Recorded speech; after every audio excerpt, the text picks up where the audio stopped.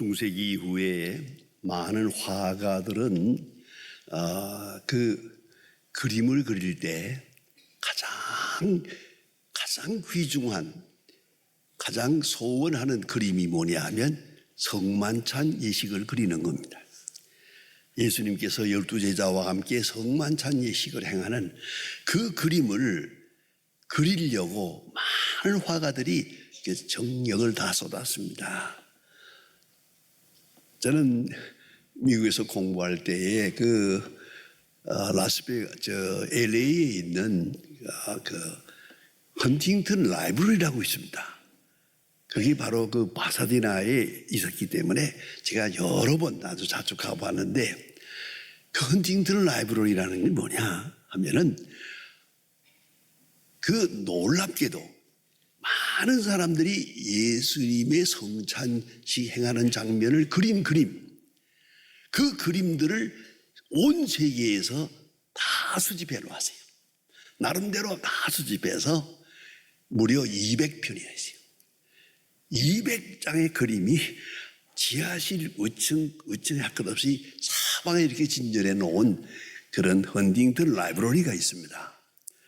정말로 많은 사람들이 나름대로 예수님의 성만찬 예식을 행하는 그 모습을 그림에 담아보려고 애를 쓴 걸 볼 수 있는데, 그 중에 하나, 레오나르도 다빈치의 얘기라고 합니다만은 확실하지는 않습니다.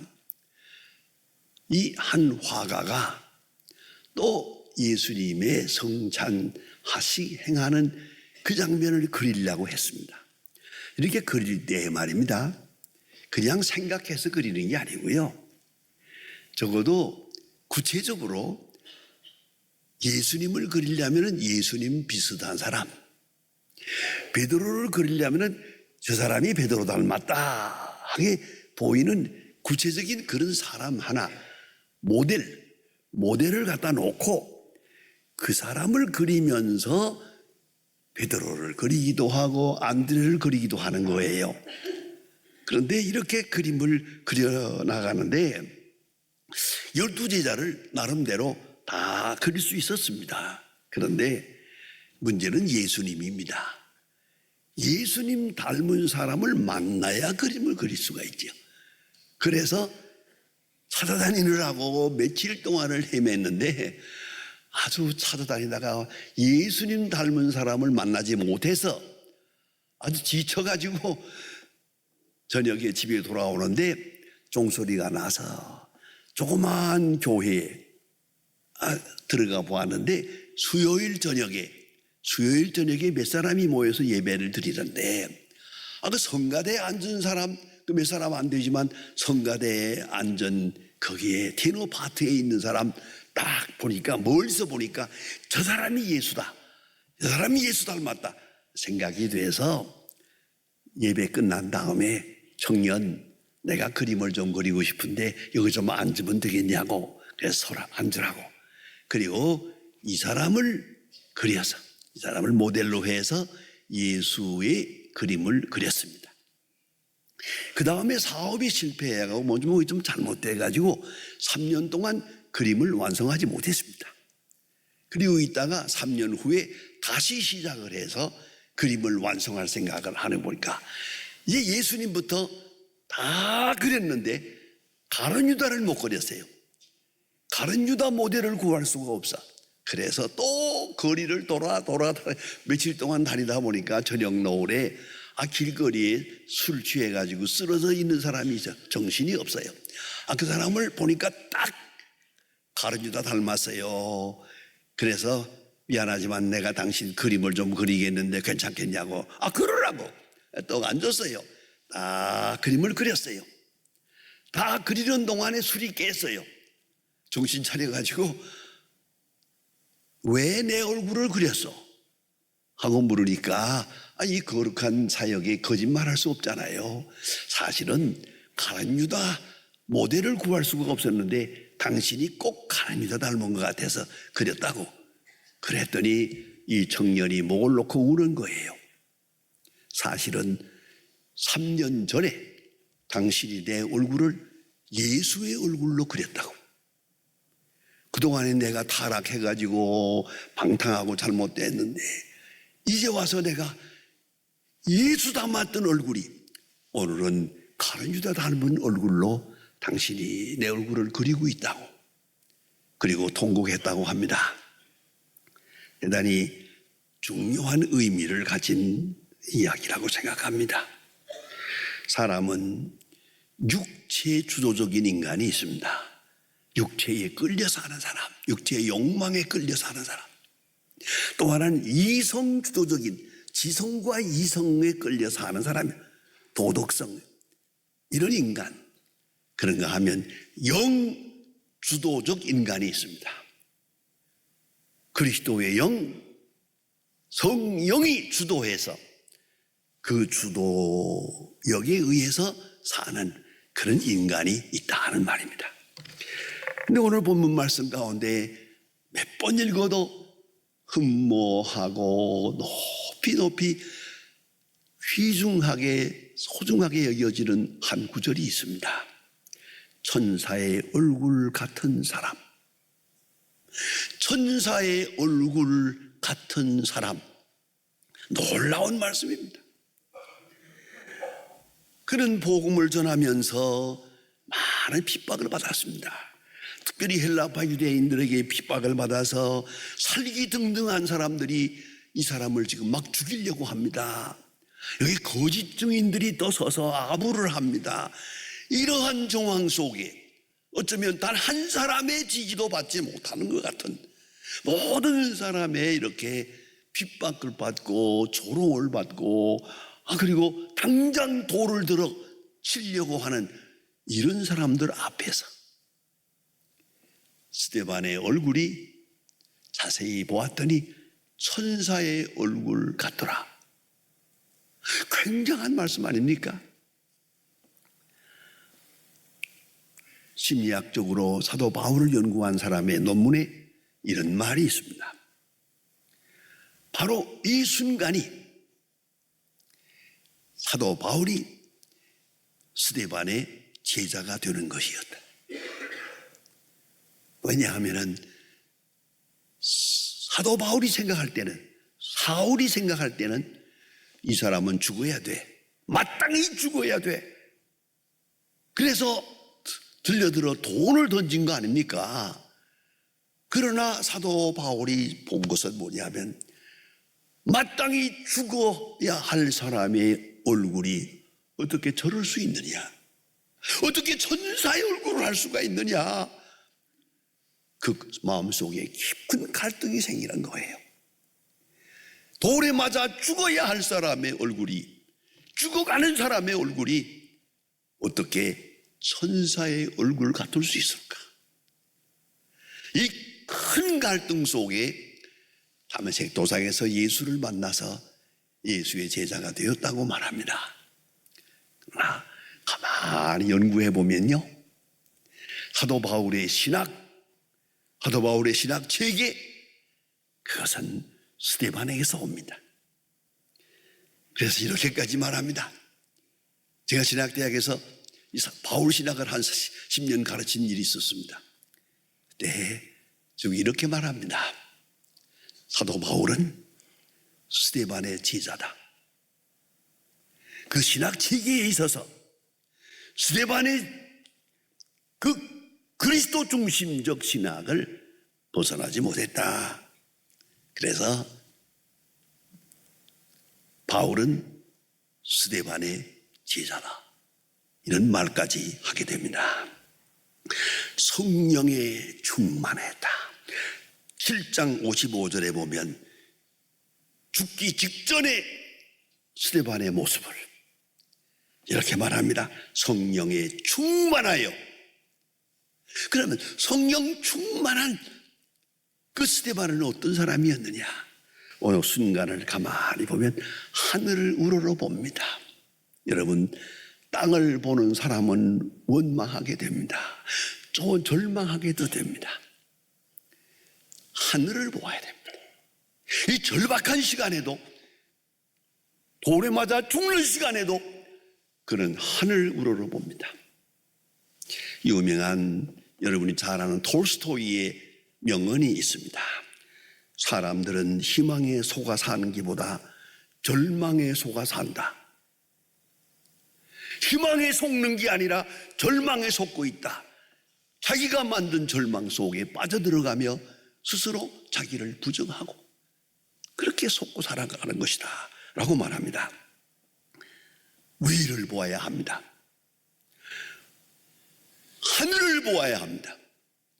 먼 미래를 바라보아야 됩니다. 영원한 세계를 바라보아야 됩니다. 우리는 어쩐지 지금 과거에서 헤어나지 못하고 있습니다. 과거에 몇 년 전에 한평생 연구해도 거기선 답이 나오질 않습니다. 문제는 미래입니다. 미래로부터 현재로 생각할 수 있어야 합니다. 과거로부터 끊고 미래지향적인 세계관을 가져야 한다는 말입니다. 하늘을 우러러볼 때 그런 땅을 보지 않을 수 있습니다. 자기를 죽이려는 자를 보지 않을 수 있습니다. 그 흉악한 얼굴을 보지 않을 수 있습니다. 하늘을 볼 때 그 모든 것을 소화할 수 있죠. 그때 스데반은 인자를 보았습니다. 예수님을 세 가지로 생각하게 됩니다. 세 이미지로. 첫째가 세상에 오셔서 역사하시는 예수님, 병 고치는 예수님, 5,000명을 먹이시는 예수님, 죽은 자를 살리시는 놀라운 능력을 나타내시는 예수님, 그런 세상에서 봉사하고 헌신하신 그 예수를 생각합니다. 그런 기독론이 있고요. 두 번째는 부활하신 예수, 십자가에 돌아가시고 부활하신 예수, 그 십자가를 중심에서 되어지는 그게 엄청난 신학적 놀라운 창조적 역사가 이루어집니다. 그래서 부활하신 예수, 다음에 세 번째는 살아계신 예수, 지금도 살아계신 예수. 빌리그레암 목사님의 메시지 총 주제가 Living Christ, Living Christ, 살아계신 그리스도. 오늘 현재 살아계신 그리스도, 그리고 재림하실 그리스도. 오늘 본문에 나타난 스데반, 그는 병 고치는 예수가 아닙니다. 그래가 십자가에 돌아가는 예수도 아닙니다. 그가 본 예수는 인자입니다. 하늘 우편에 계시는 인자, 세상을 심판하러 오실 그 만왕의 왕 인자를 보게 됩니다. 이것은 사실 알고 보면 제자들의 입에서는 한 번도 이 간증을 하지 못했습니다. 오직 스데반 한 사람만이 인자라고 말합니다. 예수님은 세상에 계실 때 늘 말합니다. 인자가 말하노라, 인자가 이렇게 한평생 말씀하셨는데 제자들은 예수님을 향해서 라비여 그럽니다.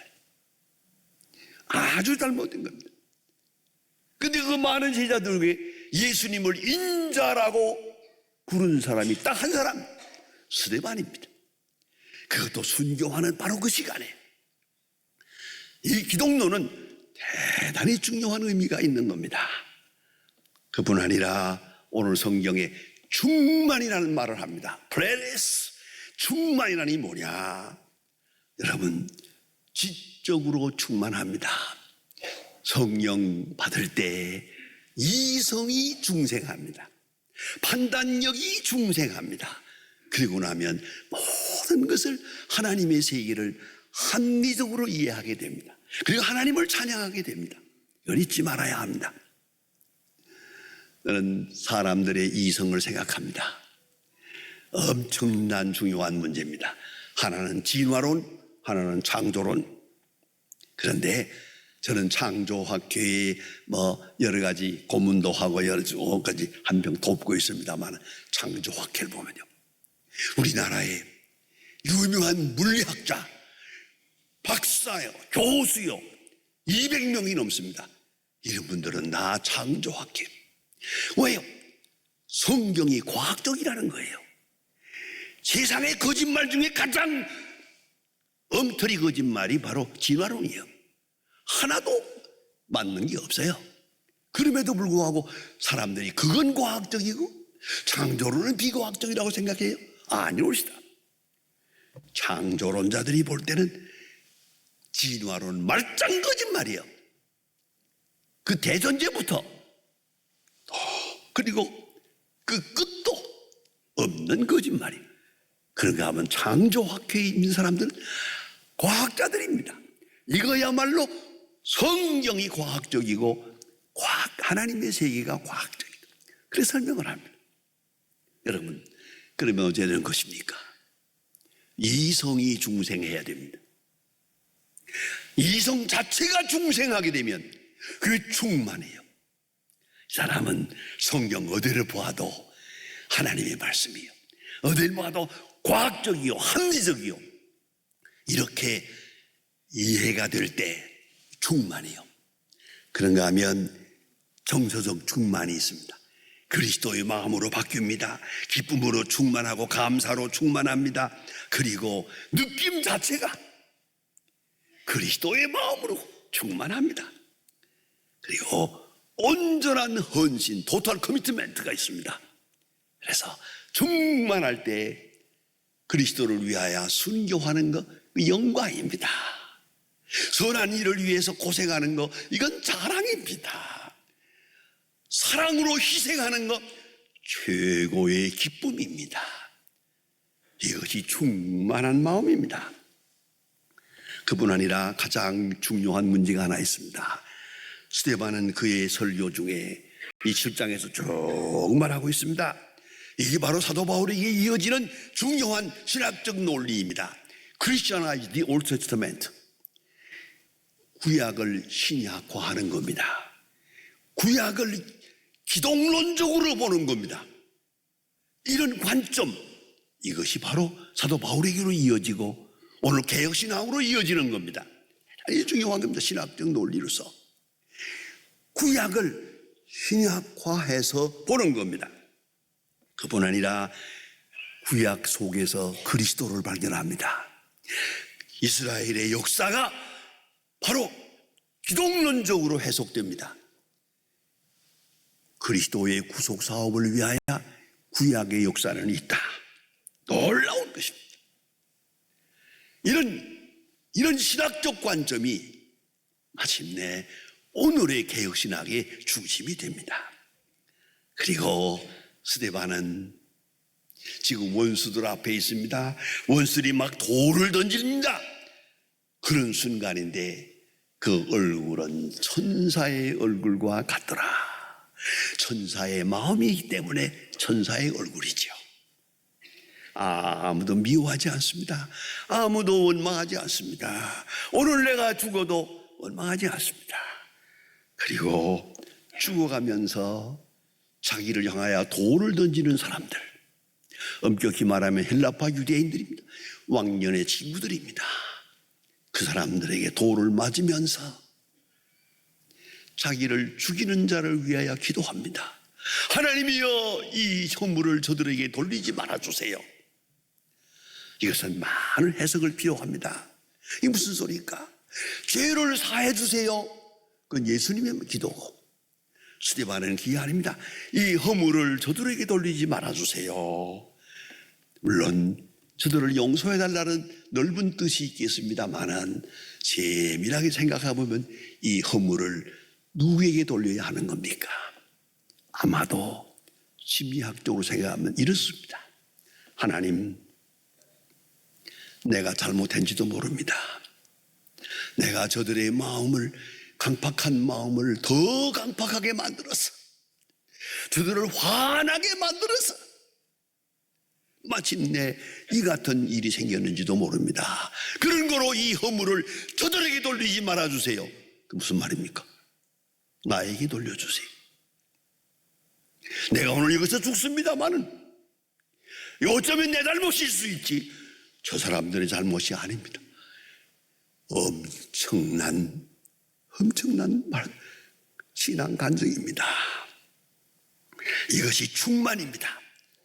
자, 마음에서 충만하고 신학적으로 충만하고 성서적으로 충만할 때 그 얼굴은 천사의 얼굴이 됩니다.